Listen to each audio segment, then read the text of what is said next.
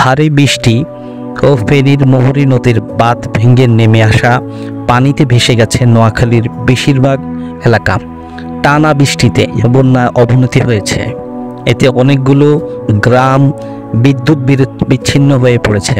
গ্রামীণ সড়কগুলো পানিতে ভেসে যাওয়ায় সব ধরনের যোগাযোগ বিচ্ছিন্ন হয়ে পড়েছে। এতে চরম দুর্ভোগ ও আতঙ্কে দিন কাটাচ্ছেন স্থানীয় বাসিন্দারা।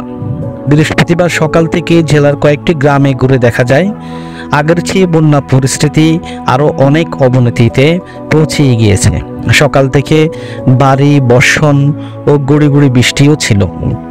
কয়েকটি আশ্রয়কেন্দ্রে গিয়ে দেখা যায় মানুষজন খুবই মানবতর অবস্থায় জীবনযাপন করছেন এবং জীবন বাঁচাতে আশ্রয়কেন্দ্রে উঠেছেন।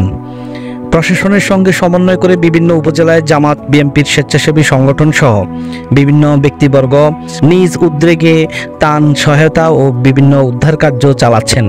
এছাড়াও ছাত্র শিবির নোয়াখালী শহর থেকে হেল্পলাইন খুলে বন্যার্তদের জন্য সহায়তা অব্যাহত রেখেছেন।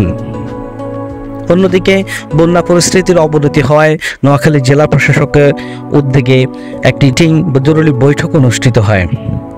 অন্যদিকে বন্যা পরিস্থিতির অবনতি হওয়ায় নোয়াখালী জেলা প্রশাসকের কার্যালয়ে দুর্যোগ কমিটির এক জরুরি বৈঠক অনুষ্ঠিত হয়।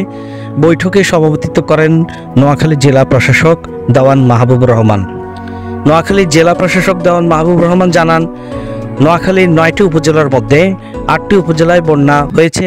এই সব উপজেলার মধ্যে ইতিমধ্যে 388 আশ্রয়কেন্দ্র প্রায় 40,000 বন্যা কবলিত মানুষ আশ্রয় নিয়েছে। জেলায় 20 লাখেরও বেশি মানুষ পানিবন্দী রয়েছে। শুকনো খাবার দিয়ে যাচ্ছি। কর্মকর্তারা মাঠে কাজ করছেন, স্বেচ্ছাসেবকরা কাজ করছেন। প্রশাসন ও সরকারের পক্ষ থেকে ইতিমধ্যে নগদ টাকাও চাল বিতরণ করা হয়েছে।